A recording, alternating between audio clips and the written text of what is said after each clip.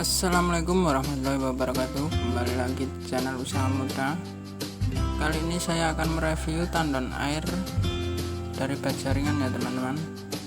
Di sini saya menggunakan drum bekas dengan ukuran 200 liter. Dan untuk penyanggana dari bak jaringan, untuk sudutnya ini jangan kita potong teman-teman. Ini kita gunakan model tekuk saja agar kekuatannya tidak berkurang.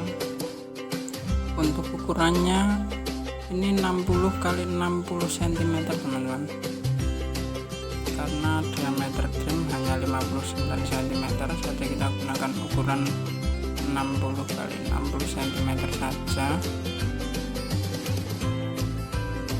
Ini bautnya 22 kuat.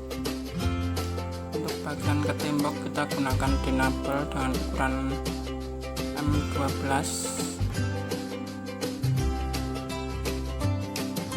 Jadi ini cuma habis satu batang ya teman-teman,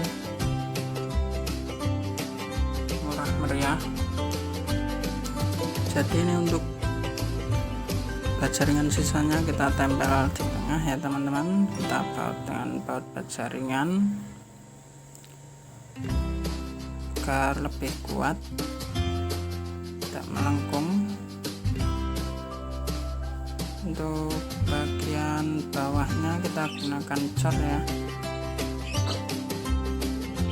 Ini kita cor.